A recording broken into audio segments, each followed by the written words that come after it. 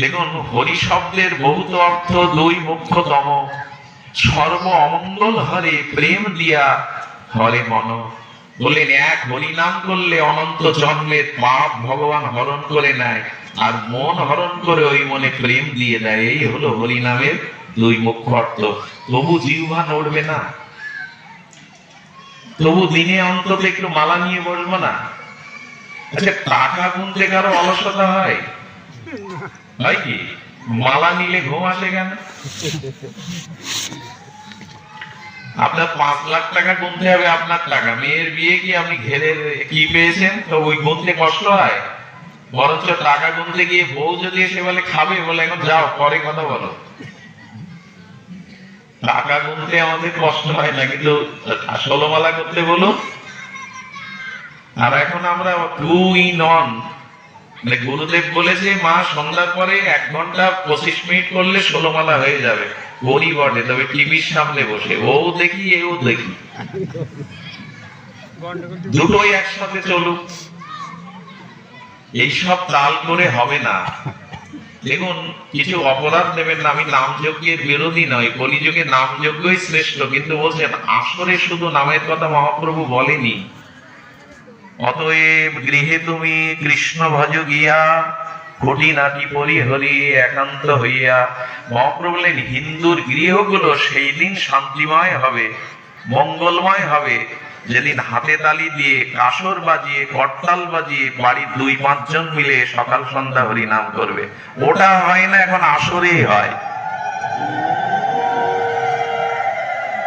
মহাপ্রভু বলছেন শোনো শোনো নিত্যানন্দ, শোনো হরিদাস, সর্বত্র আমার আজ্ঞা করো প্রকাশ, জীবের দ্বারে দ্বারে গিয়া। কোথায় মহাপ্রভু দেখিয়ে দিচ্ছেন? কোথায় দেখিয়ে দিচ্ছেন? আসরে।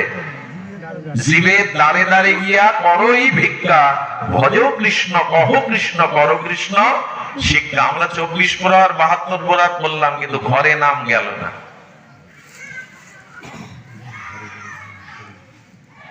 আর মহাপ্রভু কি বলেছেন? মহাপ্রভু বলেছেন হরে কৃষ্ণ কৃষ্ণ কৃষ্ণ হরে হরে, হরে রাম রাম রাম হরে হরে। প্রভু কহে কহিলাম এই মহামন্ত্র, ইয়া গিয়া জপ সভা করিয়া নির্বন্ধ, ইয়া হইতে সর্বসিদ্ধি হইবে সবার, সর্বক্ষণ বলইতে বিধি নাই আর। হরিদাস ঠাকুর সংখ্যায় নাম করতেন।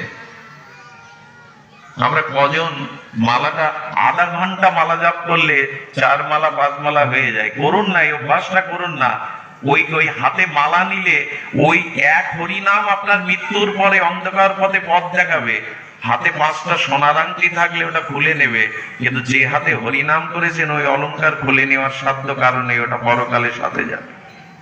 রিমোট টিভি ক্ষতি নেই, রিমোটে তো 200 চ্যানেল 20 চ্যানেল, রিমোট টেপেন ক্ষতি নেই, মাঝে মাঝে একটু নামও টিপেন,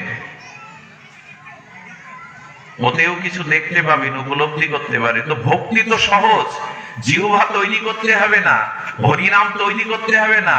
হরিনাম তৈরি আছে, জিহ্বা আছে, একটু হরে কৃষ্ণ বলুন। আর যদি এত কিছু না পারেন তা কাজ করুন, হোঁচট লাগলে পথে বাবা গো মাগো না বলে হা গৌর বলুন না, হা নিতাই বলুন না। ওইভাবেই অভ্যাস হবে।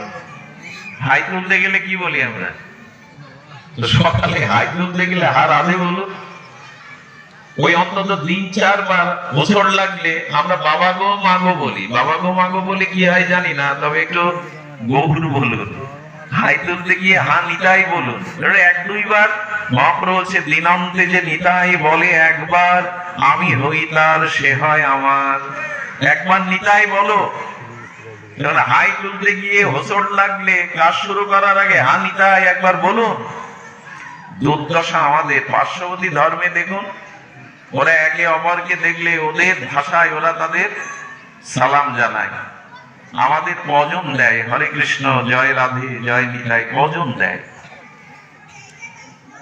এই কৃষ্টিটাও আমরা আনতে পারিনি। এখানে হরিনাম হলো 24 প্রহর, এখানে হয় কামালকাঠিতে যজ্ঞ হয়, অনেক বড় যজ্ঞ হয়। ওটা বাড়িতে আমরা বলুন তো সাথে পাশে মিলে মহাপ্রভুর নির্দেশে হাততালি দিয়ে হরিনাম করি। বাড়িতেই যদি নাম না হলো, ঘরই যদি হরিনাম না হলো, শুধু আসরে করে কি লাভ হবে? ওরা রাগরাগিনী গিয়ে ওরা গেল, গেল আমাদের হরিনাম প্রচার করে গেল, শুনিয়ে গেল, ভালো কথা, এবার বাড়ি নিয়ে যান।